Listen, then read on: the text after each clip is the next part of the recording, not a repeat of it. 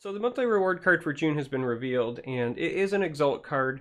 We're going to talk about what the card does, and then I want to spend some time in this video as well, so this is going to be kind of a twofer, talking about what I feel like is the current problem with the Exalt mechanic, why it doesn't see a whole lot of play, and what can be done to potentially make it better in the future. So first, the card. Prophet of Bones is the card. This is a 1-cost endurance creature. It's a dark elf, if that matters for your flavor purposes. It's a 2/1 body, which isn't bad for a 1-drop. But then that's it on its normal body. Now, if you pay an Exalt cost of 5, so 6 Magicka total, this has a kind of like a summon effect, but it's not a true summon, and that's important. That says, fill this lane with 1/1 Risen Dead. Those are the 1/1 skeletons that have guard. So, right out of the gate, this is either a 1-cost 2/1, or this is a 6-cost that has the potential to give you 5/4 in stats. Neither of those are very great. If you play this as just a 1-cost 2/1 with no additional effects outside of Arena, you probably aren't very happy. Similarly, in most constructed cases, paying 6 and only getting a 5/4 isn't that great, unless the 5/4 has a really good ability. So like Tel'Vas Magister is a 6-cost 5/4, but it has ward, and it gives your face ward, and it does so recurringly. This, because the stats are distributed across creatures, for example, the entire thing still dies to Skaven Pyromancer, Cradle Crush Giant will still wipe the lane, Ice Storm, Drain Vitality, all your normal clears, and that's even assuming you get full value. If you have another creature in the lane when you play this, you're not going to even get all of the skeletons that you want, so there are some drawbacks. Now, because this card does have Exalt, it does synergize with other Exalt cards, but we're not really seeing that played very much in Constructed right now. It is worth noting that the Risen Dead are skeletons, so if you want to play like the Skeleton Champion, you will have some synergy. In an ideal dream scenario, maybe you're playing some sort of like mid-rangey or tokenish spell sword, you could have like a turn 5 Divine Fervor, turn 6 Prophet of Bones, turn 7 Bone Colossus in the other lane, and then you have populated the board and you have a whole bunch of bodies, but that's assuming that you're just playing solitaire, right? That your opponent isn't interacting with your plays, they're not blowing up your Divine Fervor, they're not clearing your lane when you play Prophet of Bones, right? Like, the ideal scenario that I just described is just not likely going to happen, and if it does actually happen, then you've probably won the game already anyway. So, where can this card fit? I don't think this card fits in mid-range. It's probably, if I'm being completely honest, not good enough to be played in tokens, because when you compare this card to something like Imperial Reinforcements, that also fills a lane, potentially with 1/1s.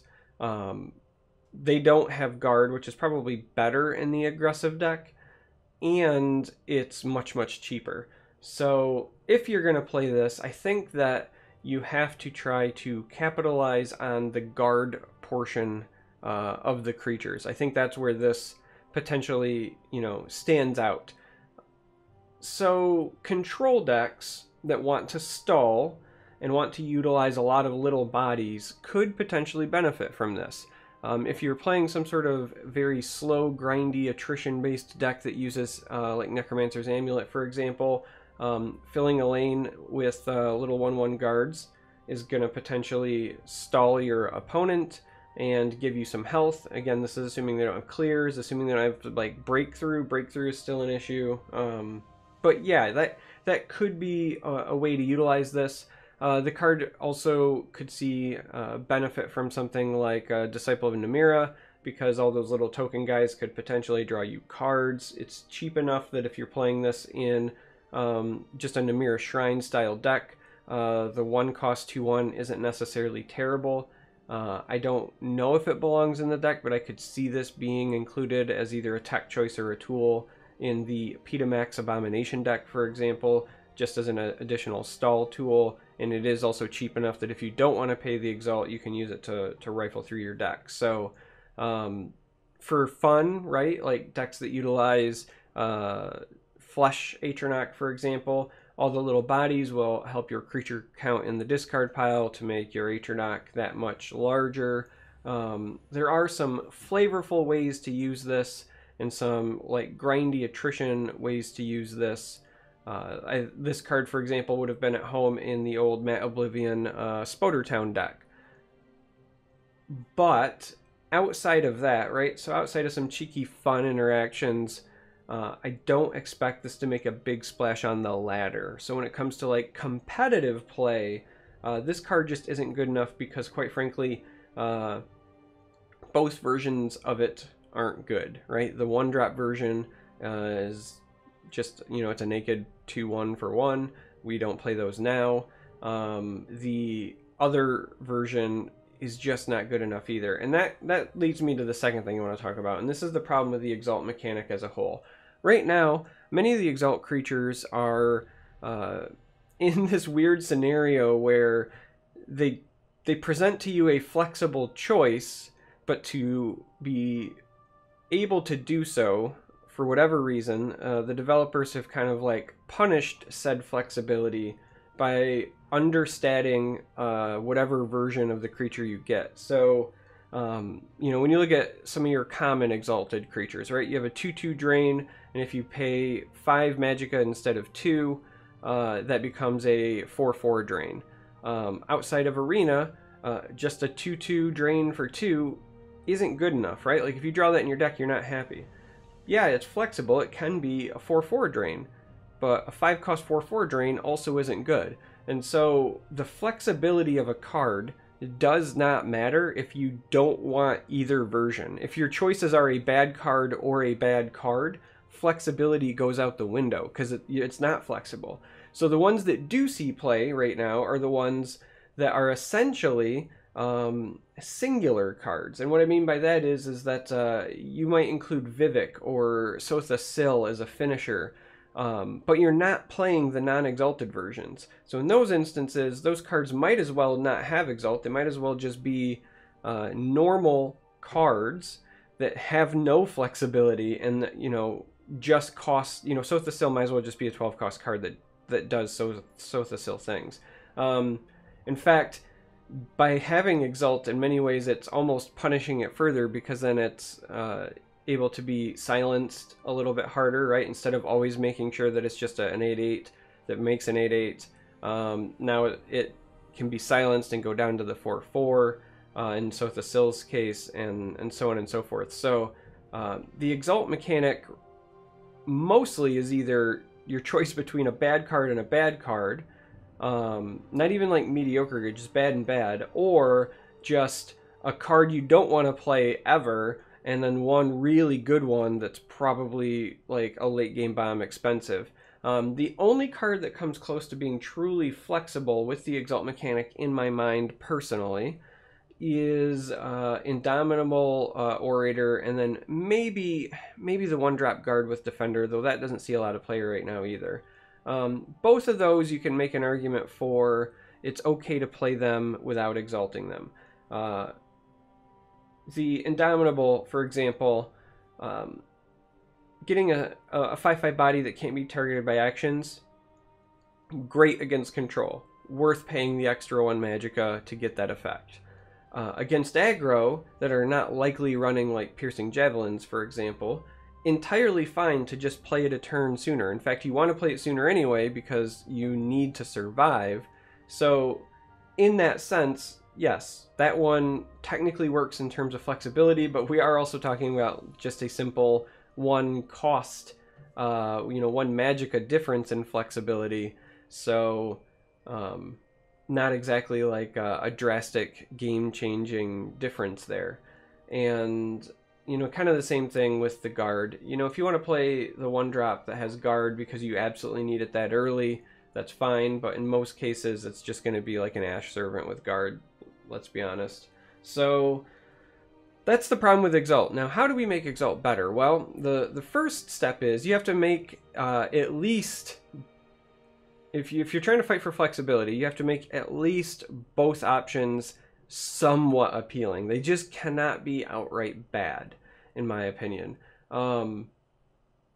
you know, if you take that 2/2 drain creature, for example, the common one, right? If you want to make that a 2/3 drain, so that at least the 2-drop version is suddenly a little bit better. I mean, it's not Barrow Stalker levels of good, but at least I don't feel horrible about playing it at that point. And then maybe make it be a 4/5, so that if I'm investing 5 Magicka, it doesn't immediately die to Lightning Bolt. Now we're talking. Neither of those cards are game-breaking at that point, but at least I don't feel terrible about playing either one. Little things like that can go a long way to making Exalt go from just not played at all right now on the ladder to at least feeling like the flexibility starts to matter. I'd like to see more Exalt cards printed, but ones that are a little bit more like shifting in the identity of the card too. Stuff that, you know, maybe late game you provide something with guard or drain because you're trying to stall or stabilize, but then early game, like the naked version of the creature, you know, has breakthrough or something, so that if you want to be aggressive, you can, and then kind of shift between the two. You know, the Exalt cost could say like this loses breakthrough and gains guard or something, along with like a buff in stats.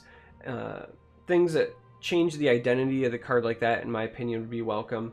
But like, bottom line is you have to make it so that both versions of the card aren't horribly unplayable. And even if you make just one version of the card good, then you fall into like the Vivek trap, right? Then what's the point of having the Exalt on it? You're just going to play the Exalted version, right? If the whole point is to provide us with potentially 2 different cards on one card and give us the flexibility of what to use them, you have to make them both appealing. Now, the other thing that I think that Exalt could do really well is allow for more powerful comes into play effects. So this new monthly card, Prophet of Bones, for example, it is worth noting that its ability is not a summon effect. So I cannot like Dark Rebirth this and then refill my lane. I can't play a Night to Remember and throw guards into the other lane because it's an Exalt effect, not a summon effect. So even if this card was just like the Exalt version and you change the Exalt to a summon, I'm not sure that it ends up being quite good enough, but I think that even makes it at least closer to playable. So in my mind, if you're going to pay for Exalt and get a one-time trigger, up the ante a little bit. You know, you look at a card like Miraak, for example, has this really powerful summon effect, so they tack it on to a high cost and they make it a unique legend, but it can still be used and abused with things like Ulfric's Uprising, again, Dark Rebirth, A Night to Remember, all these things that are seeing a lot of play now because people are realizing the power of summon effects, because you get a body and a powerful effect. To kind of tone down the importance of Ulfric's Uprising, tone down the importance of A Night to Remember and similar cards, you could attach really powerful effects to the Exalt cost. So you could make, just hypothetically, right? Like you could make, you know, a 4-cost 4/4, just a naked 4/4.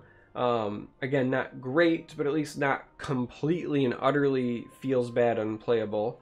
But then tack on like an Exalt cost of 8, so that if you know, play it when it's a 12-cost card, it steals something like Miraak, right? You take control of an enemy creature.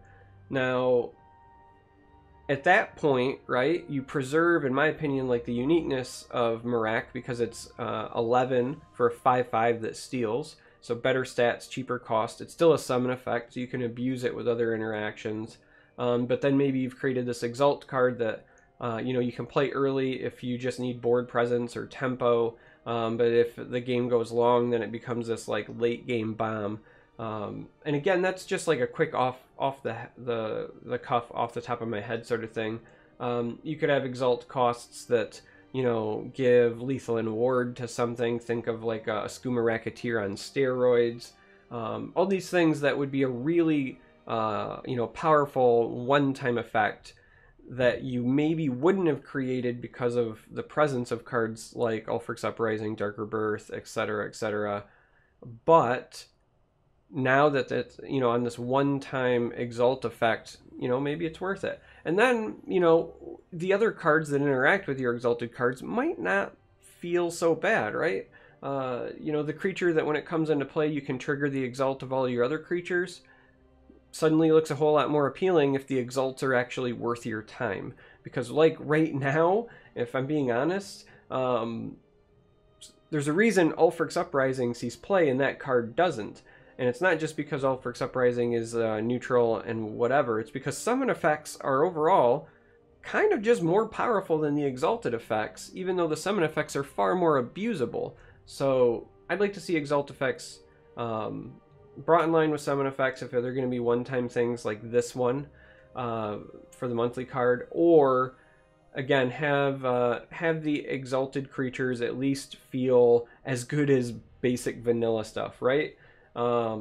Make it worth my time to pay for the flexibility. So yeah, that's my mini rant on Exalt. It's just been something that's been on my mind. I keep thinking about how at least right now this mechanic feels like it was kind of a swing and a miss, and I don't think that it needs to be that way. I think that if they continue to print cards with this mechanic in the future, that they can be successful, but they either just have to make the flexibility actually matter in terms of providing real options, or take advantage of the fact that you can have powerful one-time effects that are not abused by some of the summon effect abuse, and maybe push those to the next level. So yeah, thanks for watching. If you made it this far and listened through my rant, I really appreciate it, as always, and until next time, may you walk on warm sands.